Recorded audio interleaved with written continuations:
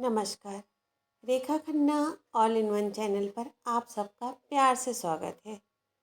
आज मैं आपको बता रही हूँ तबले के जन्म की कथा या तबले के जन्म का इतिहास या तबले का इतिहास।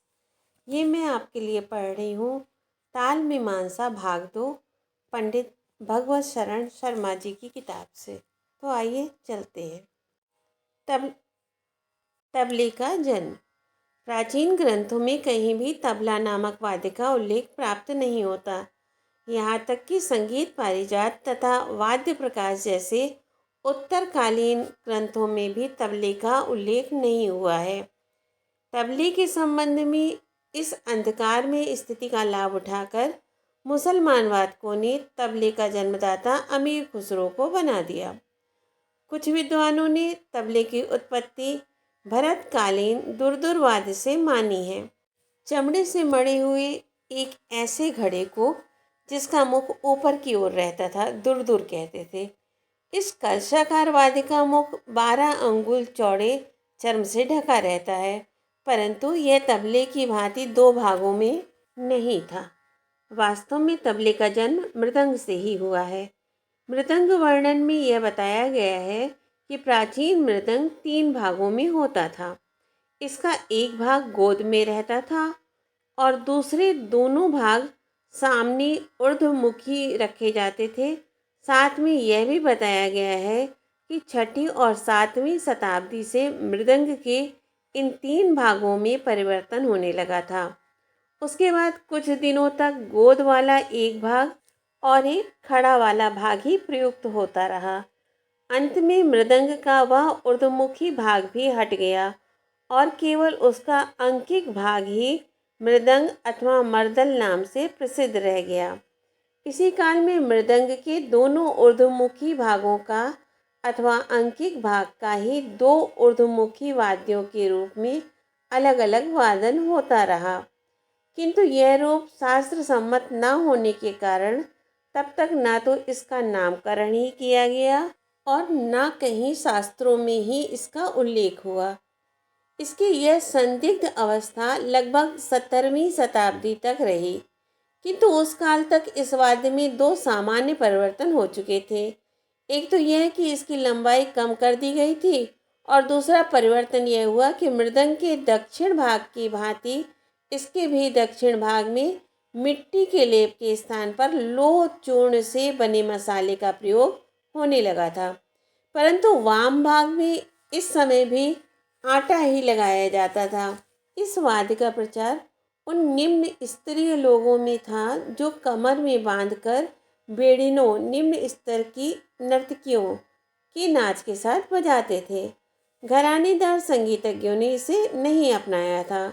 जनसाधारण के लिए यह वाद्य सरल एवं भारतीय परंपरा युक्त होने के कारण भजन कीर्तन आदि में प्रयुक्त होने लगा था, परंतु अभी तक भी इसके नाम का स्थिरीकरण नहीं हुआ था। कुछ लोगों की यह भी धारणा थी कि प्राचीन पणव एक प्रकार का छोटा ढोल होता है जिसका आकार बालू की घड़ी जैसा होता है, जिसे मध्यकाल में आवज या हुडुक कहते थे। बीच से अलग करके इस वाद्य को बनाया गया है। आईने अकबरी में आवाज के रूप का वर्णन करते हुए कहा गया है कि यह 2 ताल वाद्यों को पीछे से जोड़कर बना है। संभवतः इसी जोड़कर बनाने की बात को ध्यान में रखते हुए ही हुडक को 2 भागों में अलग अलग करके तबला बनाने की कल्पना की गई हो। संगीत सार को जो अपने वाद्यों के वर्णन में संगीत रत्नाकर अथवा संगीत पारिजात का सहारा लेता है, हुडुक के वर्णन में स्वतंत्र दिखाई पड़ता है। इस वर्णन में हुडुक्का के रूप में मृदंग का जो भेद माना जाता है वह वर्तमान तबला ही है। अब यदि तबले पर बजने वाले मुख्य वर्गों की वादन विधि का ध्यान दें तो मालूम होगा कि पखावज की बाईं पौड़ी पर बजने वाले बोल का और घा को भी तबले के बाएं डग्गे पर ही बजाते हैं। इसी प्रकार ता दी ना ते और टे को भी पखावज और तबले दोनों को सीधे हाथ से बजाया जाता है। इसी प्रकार धा और धिन को दोनों वाद्यों पर दोनों हाथ से बजाया जाता है।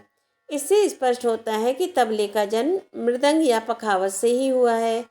अब यदि तबला वादकों के इतिहास की ओर दृष्टि डालें तो विदित होता है कि इसके प्रसिद्ध उस्ताद सिद्धार खां थे। ये उस्ताद दतिया के प्रसिद्ध मृदंग वादक कुदऊ सिंह के समकालीन थे। इस काल में भारतीय संगीत की महफिलों में तीन तालवाद्य पखावज, ढोलक और तबला एक दूसरे से टक्कर ले रहे थे। इसमें मृदंग का स्थान सर्वश्रेष्ठ था, परंतु दूसरा स्थान तबले को मिले अथवा ढोलक को यह निर्णय नहीं हो पाता था। मृदंग और ढोलक, मृदंग और तबला, तबला और ढोलक वादकों में अपनी विद्वता के प्रदर्शन तथा अपने वाद्य को श्रेष्ठ सिद्ध करने के उद्देश्य से नवाबों और शौकीन राजाओं की महफिलों में प्रतियोगिताएं होती रहती थीं। ऐसे ही एक दो प्रतियोगिताओं का विवरण डॉक्टर श्री लालमणि जी मिश्रा ने अपने ग्रंथ भारतीय संगीतवाद में किया है। उनके अनुसार एक प्रतियोगिता कुदऊ सिंह मृदंग वादक की एक ढोलक बजाने वाले कलाकार से दतिया महाराज के यहाँ हुई थी।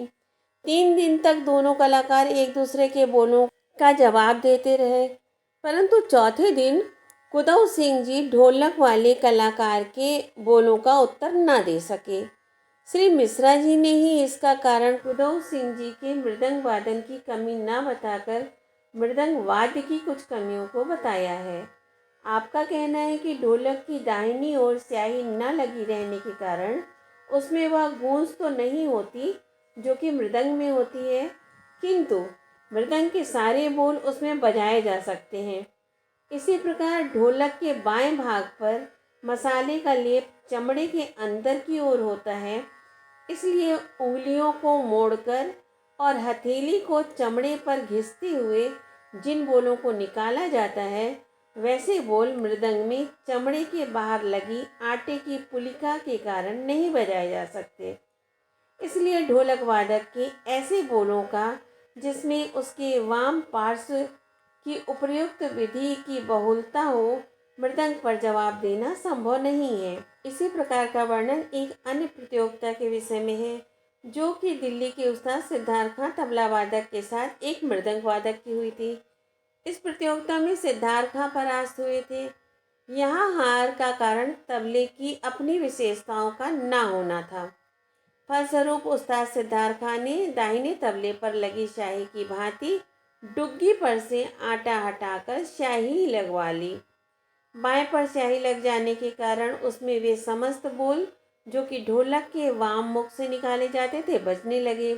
इस प्रकार उन्होंने भी तबले में ढोलक के बोलों का सहारा लेकर पुनः मृदंग वादक को परास्त किया। तबले के बाएं भाग को इस प्रकार सुधार लेने के कारण ही उनकी विजय हुई थी, इसलिए लोगों ने उनका नाम भी सुधार खां रख दिया। तबले में किए गए इस परिवर्तन का सर्वस्व स्वागत हुआ और सब लोगों ने इसे अंगीकार कर लिया। अब तबले के बाएं भाग पर स्याही लग जाने के कारण इसमें ढोलक की भांति गमकदार ध्वनि निकालते हुए वादन करना अच्छा लगता था। इसके पूर्व तक तबले में मृदंग की भांति खुले हाथों से ही बोलों को बजाया जाता था, किंतु बाएं में उक्त परिवर्तन आ जाने के कारण इसमें बंद बोल भी बजने लगे।